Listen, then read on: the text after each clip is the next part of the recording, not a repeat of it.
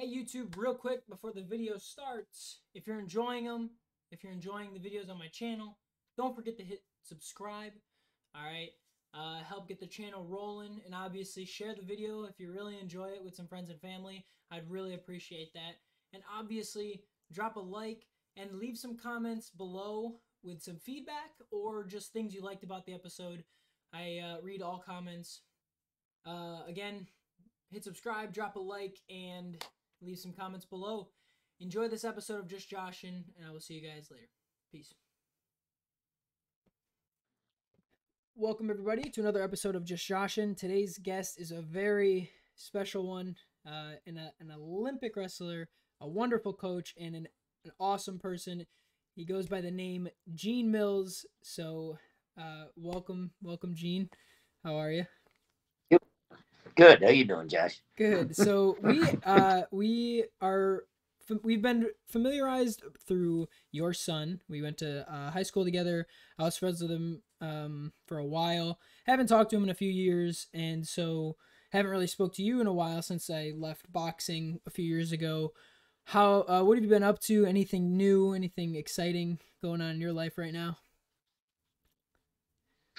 Oh no, with this COVID, it kind of threw a big monkey wrench Yeah, in everybody's world. exactly. Sure. Yep. So it changed a lot of things, but yeah, I remember you when you were I don't know how old, 7 years old, 8 years old, playing football for the Clay Panthers, Yep. and you know, I think Mikey was the second smallest, and he was like 10 times your size, and you were the smallest guy on the team, but you were like a just give it a ball.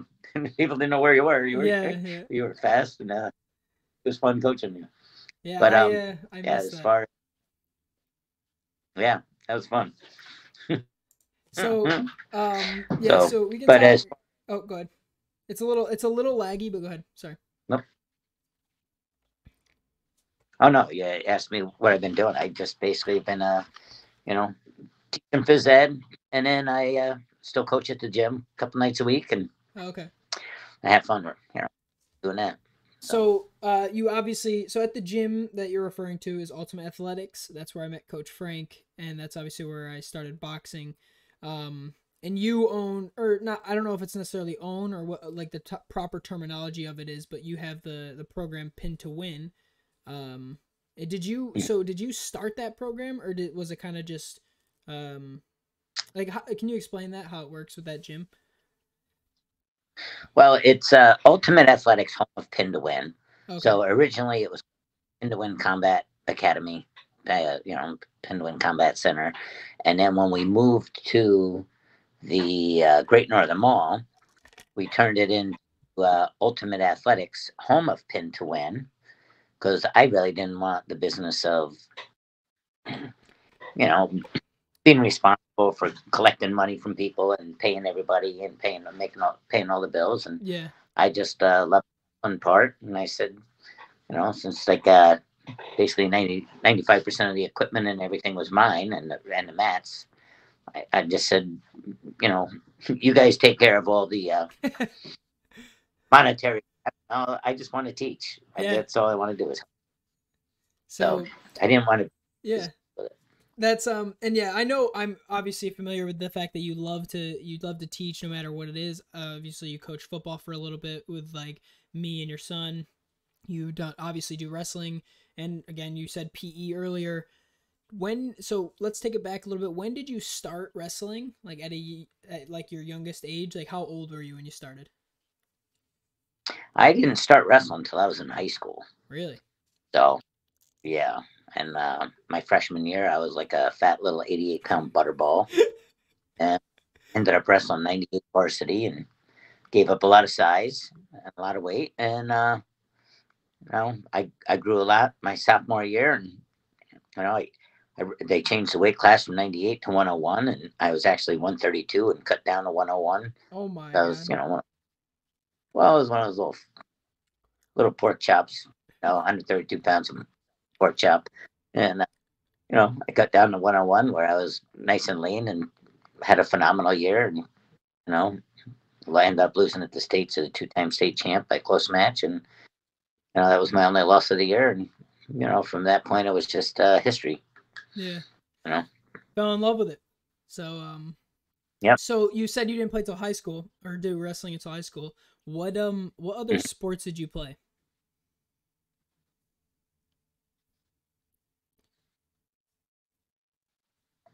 Well, when I was in high school, I did football, wrestling, and baseball. And I did that my freshman year. But then my freshman year, I was also on the town team for baseball, and I was on the all star team.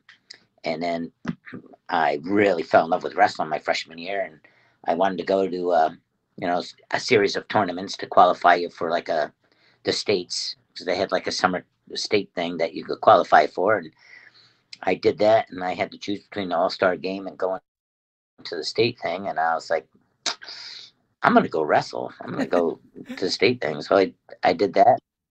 From that point on, I never really did another sport. Yeah. You know.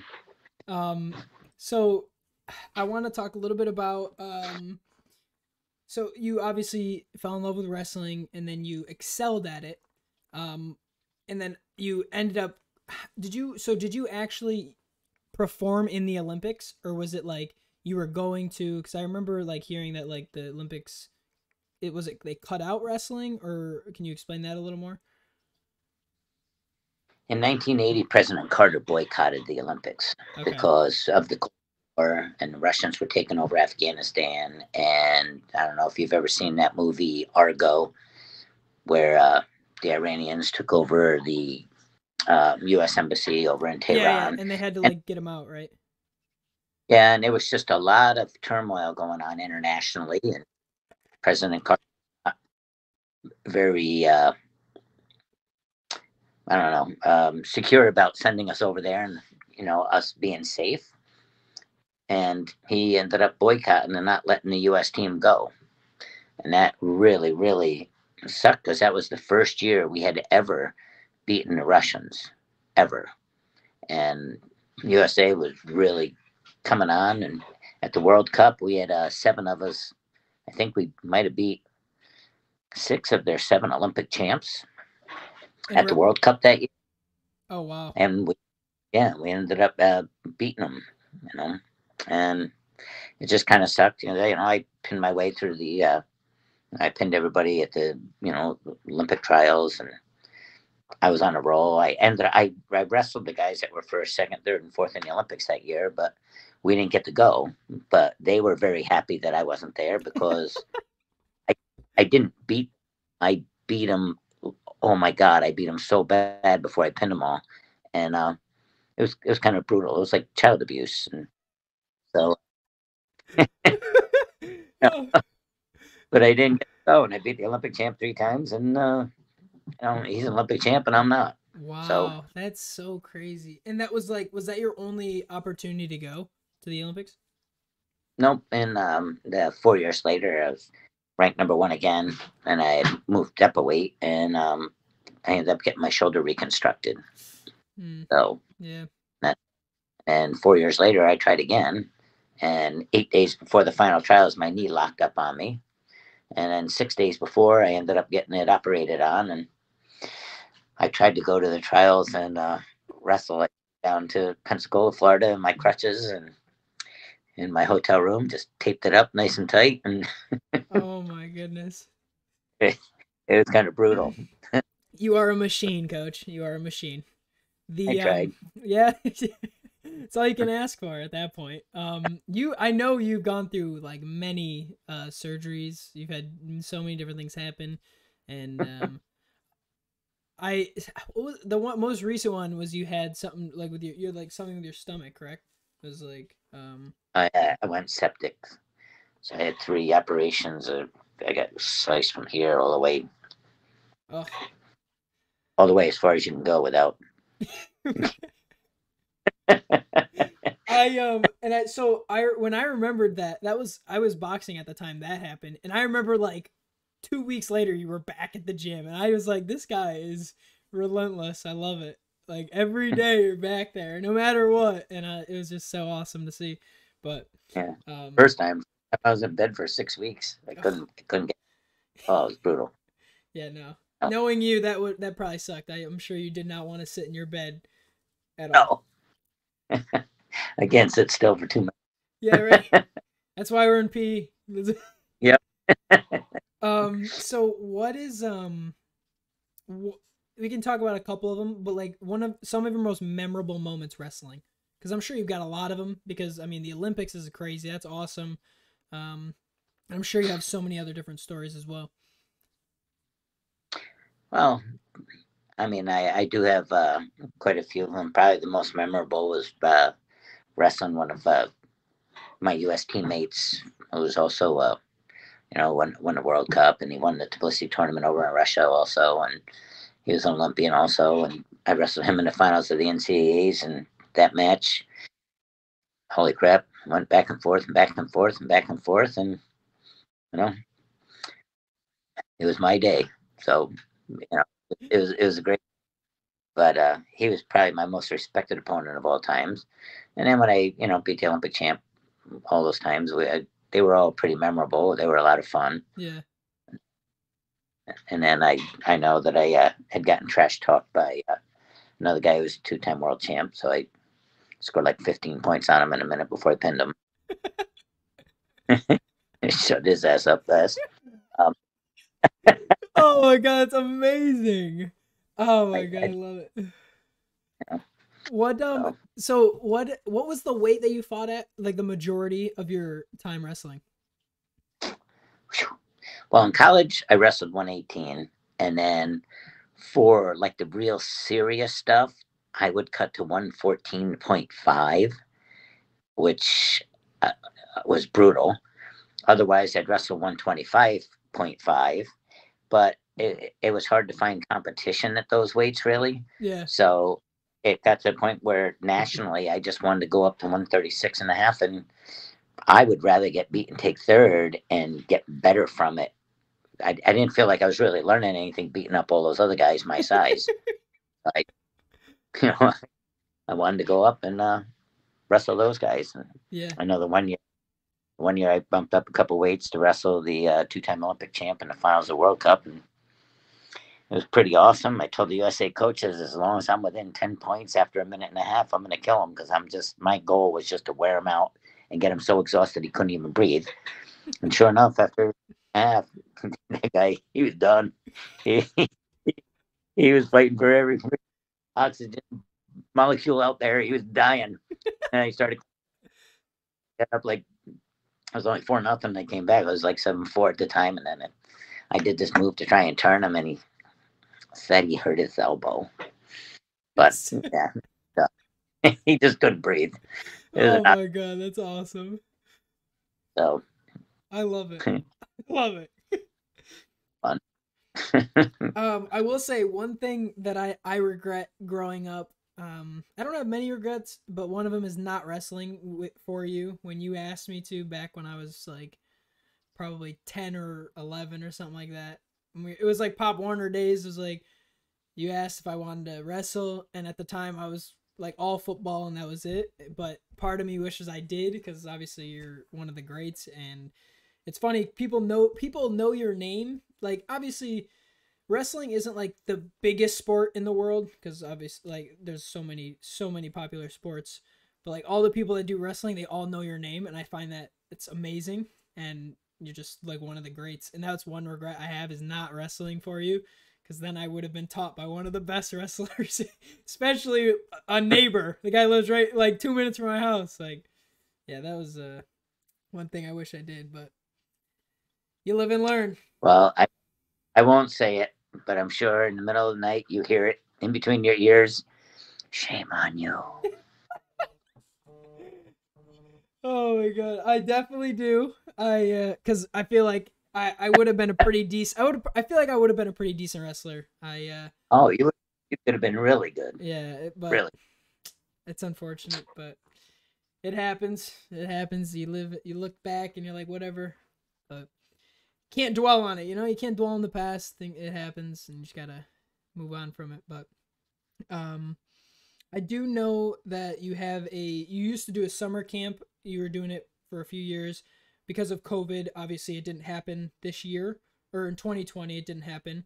So do you have any like Yeah. well, you can talk a little bit about the camp, obviously, and then what's like the plan now, because obviously COVID is still kind of a thing, and it's I don't see it. I honestly don't see it going away anytime soon, but who knows? Yeah. Last year was the first year in 40 years. I couldn't go there and teach, and it was really a bummer Yeah. because I love doing that, and I believe I taught it since 1979, and then in 1990 I took it over because the owner of the camp actually passed away, and Oh wow. I taken it over, and it was still my camp, but bottom line is, after 40 years being told you couldn't do it, it was kind of heartbreaking, and Yeah, dude, 100%. yeah, and I really didn't advertise this year because I don't foresee being able to do it. Yeah. No, and I don't know. I mean, do I think I could do it and keep, everybody be healthy? Yes, but God forbid that 1 in a million chance where somebody got something and they brought it home to somebody elderly and they got sick and Exactly. Yeah. you're responsible for something like that. So Yeah, that's the one thing like thankfully I haven't been sick. I've been exposed a few times, mean like close contact, but I've never gotten it, and thankfully, so I'm just glad that's happened. Um and that way I'd never pass it to my mom or pass it to my friends or anything like that. So, been pretty lucky with that. But yeah, I don't see anything changing, which is unfortunate, but at, at some point I wonder when they're just going to send it like people are just going to kind of make it back to normal. I wonder if that'll ever be a thing again, and if it is, when, you know? yeah, well, they keep getting more and more new strains. Yeah. UK strain and the South African strain and the South American strain and now the California strain. So it just came out and it's just just a little bit different and a little more dangerous for one reason or another. Yeah, So exactly. It's like it's never ending. It's never going to end. But yeah, so I love the tenacity that you have. I want to talk a little bit about teaching. So a little less of an animal. That's more of a got to be civil with the kids. But so how long have you been a phys ed teacher?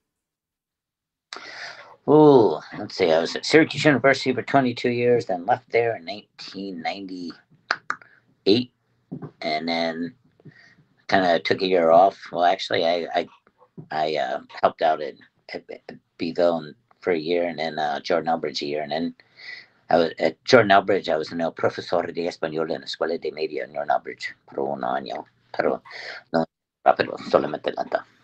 Yeah. Basically, I was Spanish for a year, and probably everything I said is the only thing I remember. Oh, Um, and then after that, I came to Phoenix High School. I think in 1999. oh wow. So, and I've been there ever since. So, and it's been great. Yeah. So, been fortunate to find a really nice place that I don't know appreciates what you do. Yeah, So, exactly. And you're like a legend up in Phoenix, so um so if you how many so you said I think it was like 3 just in that story. How many schools have you taught for? It was you said you taught at Syracuse and then well, I was at Tisch University for 22 years. Well, 5 competing as a student athlete, and oh then okay. 17. I was coaching there for 17 years, Oh okay. and the um, following year I was actually a full time student. I went back and took 39 grad credits in one year, and then I was just one of my buddies coach over at Baldwinsville. So I wasn't really teaching because I was taking 39 grad credits. Yeah. You know, married, 2 kids, and taking 39 grad credits, and it was not easy. Yeah, I Um, can't imagine. yeah, and then after I got done with those 39 grad credits, you have to take the NTEs or whatever I think they were the NTEs back then, National Teachers Exams, and then you never got your results for 6 months, so I couldn't teach because. But in the meantime, they asked me if I would be a substitute teacher for Spanish over in Jordan Elbridge because they couldn't find a certified Spanish teacher that could handle the classroom at the time. Yeah. They had some really rough classes, and I was like, you don't know what rough is. And graders, come on. I know. I think I could take a seventh grader. Yeah. So Turn them I into had a a lot. pretzel. Turn them into a pretzel. I really had a lot of fun that year. A lot of fun. Um, and after that, I think it wasn't until February that following year where I got my thing in the mail saying that I was a certified phys ed teacher. So I faxed it to 12 schools, and within an hour, Phoenix School District called and said, "What does this mean?" Like, I didn't fill out an application or anything. I just sent that in, just letting people know, like, I'm certified now for phys ed if anybody needs one, and There you go. called me up. Came here next day for an interview, and basically, here I am. So There you go. And yeah, I know you at Phoenix you also coached football. I don't know if because of COVID obviously I don't think the football season ever happened, but how long had you coached football for them? well, actually, I coached football for 3 years. Then I coached golf for a long time, and then 2 years ago they pleaded me to help coach football. To help get more numbers up for the roster. And then I did that last year and then this year. So we actually start football March 15th. Oh wow. So that's when football this year. There you Yep. go. So season back. So yeah. So Get some normalcy back. There you go. That's yeah. exciting. Yeah. And then I coached wrestling here obviously the whole time. And then I coached unified basketball last year. Unified meaning what? Like boys and girls? Unified, like, yep. Well, it's a special ed. A lot of Oh, special okay, ed. okay. And then you have other kids on the team that they're like mentors. Oh, So gotcha. Okay. awesome it is. It is so awesome, No, yeah. you know. So um told all the mentors it's not about you, Yeah, right. you know. Exactly, exactly. They're kind of there um just to help, you know? yep. And it was awesome. I mean, that was probably one of the more fun experiences I've had, and to see the smiles from ear to ear is just Oh, yeah, I love priceless. it. Yeah. When I Yep. was at SUNY Cortland, some of the I took a class where we had to it was kind of like field experience, but it was just a one-on-one with a student with it was like an adaptive class, and so the student that we were working with was obviously they had some form of like a disability. It ranged all over. But it was like one of the most fun classes I've ever taken. The kids Yep. like sometimes they wouldn't listen very well because they're always like they're not paying attention, but like when you got them entertained and they were focusing and they were playing, like it was the greatest feeling ever, and they were always engaged. And it was funny because the you only had it was only one on one, so it was a lot easier than managing like a whole class.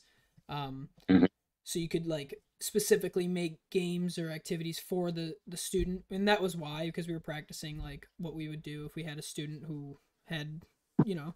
And it was great. The last day my student gave me a drawing of us holding hands, and I thought that was like the cutest thing ever. It was so great. And then Yeah. and you don't realize how much of an impact you make until they say something to you, or they see you in the like future and are like, "Oh, you said this to me," and blah blah, blah. Or like it's amazing the impact that like teachers can have on a student without even realizing it. Yep. Yeah, it's rewarding. I Yeah. love it. No, yeah, it's fun. It's right now for me it's really hard because of COVID. No, like it's so hard to find like teaching jobs, and plus and at the time I had to get a full-time job, so I can't even substitute right now because I got to pay the bills somehow. Hmm. And then school was out for um months before, like, because there was no like substitutes. They were just everything was like done pretty much because of COVID. Yeah, so it was nobody knew what was going on. So yeah, But you are very you have a lot of wisdom. One of the smartest people I've met as far as like coaching, teaching, because you have a lot of experience. And so, any advice? Do you have any advice for any aspiring teachers and or coaches? Yeah. I think one of the biggest things is if you don't love what you do, find something else to do. Because like, you've got to love making positive impacts on kids' lives. Yeah, And if you're there for just a paycheck, find something else because yeah, you are making an impact on kids' lives one way or another. And if you're not happy there, you might not be making the positive impacts that could help their life for the better. mm-hmm. If you're just doing it for a paycheck, don't do this. If you're Yeah, doing it for helping, yeah. I was to say, yeah, is the so. I'm so glad I got into teaching. I can't imagine like getting a real job and having to work. So, yeah, exactly. I know. uh, I do really want to teach right now. I mean, obviously it's difficult, but phys ed is it's so much fun. It doesn't when you have like a good well for us I should say for us when you have a good phys ed job or when you found the right school it doesn't feel like work like you were saying. no, I don't feel like I've worked a day in my life because I mean I'm a wrestling coach. I'm a phys ed teacher. Mm-hmm. Play games all the time. I'm a golf coach. Yeah, right. um, Play basketball. It's just stuff I love to do. Yeah, exactly. And Yeah. I think the kids sense that, and I think they're grateful to have somebody that cares. Yeah, yeah, and Because that I yeah, that's the biggest thing too is enjoying it because obviously students even though they don't like they won't say anything but if they can tell that you're not really enjoying it they'll know like um yep they have that sense they don't say anything but they know like oh this teacher isn't really having fun he's not very entertained or engaged with this so why should I be or stuff like that um yeah, and because it's scary because some of my kids are actually smarter than they look. oh my god that's so funny you're and you're in high school right Yeah, so what's yep, like grades 9 and up or is it yeah, 212 oh, okay yeah or 9 they through 30 for the kids that don't graduate. oh my god Oh, oh no oh my god those poor kids they got to redo PE with coach. I'll torment them. Like, no, I'm getting out of here. Oh my god. They're like, nah, I can't listen. They're like, if I'm staying another year, I can't have phys ed with Gene again. Oh, I love it. I like them, but Yeah, they I have the best intentions for them, so no, it's yeah. all good. What Uh, about some of your most memorable moments teaching? You said the unified basketball was one of them, but do you have any other stories? yeah, that was amazing. Just seeing their smiles after they get a basket, is unbelievable. No, yeah. Just just like wow! I felt like I won the Olympics. They hit the they make the basket and it's like they hit a buzzer beater to win the championship. It's amazing. It's great. Yeah, yep. And then like a lot of rewarding things. With coaching, seeing kids like really just do things they never thought they could do. But I think they didn't want to disappoint me, so they dug so deep down inside to you know pull out that extra 150 200% that they didn't think they had to give, and just the reward of them being able to do that and succeed is I don't know, pretty rewarding. Yeah. So, and as far as teaching, just smiles on their faces. Like when our kids are warming up, a lot of times I'll have them like jog around, whatever, and I'll just sit there and dance, and they'll just sit there and shake their head like, I know they don't want to associate with you. They're like, I don't know this guy. they, they're too cool, as they said. It's so but they funny. don't. What You know. what about what about I know so you've had I'm sure you've had a handful of students that have been a handful, you could say. You Mhm. got any good stories like that? You obviously don't have to use names or anything, but I'm sure with 40 years or 20 plus years of teaching, you got a lot. You've dealt with some rascals, you could say. Yeah, I've been really fortunate because I just think I've had such a mutual respect with the kids that Yeah, that's a big thing. Yep. I don't think I've ever really had an issue. I think I had one guy who, like, when I first started, um, it's almost like he thought he was going to challenge me, and in the back of my mind, I was, oh my god, you know, like some kids are smarter than they look. He was the opposite. Uh, he had no clue what I could do to him. Oh no. Wouldn't have been pretty. I just went over and I said something to him, and or to he was actually on another team, and I went over and I said, told this coach what he said and how he was acting like, and he just benched him for 2 weeks. So he said, if you don't apologize to him for every day, because basically he saved your life because he didn't kill you, and you should be really thankful. Oh my god, it's awesome. Yeah.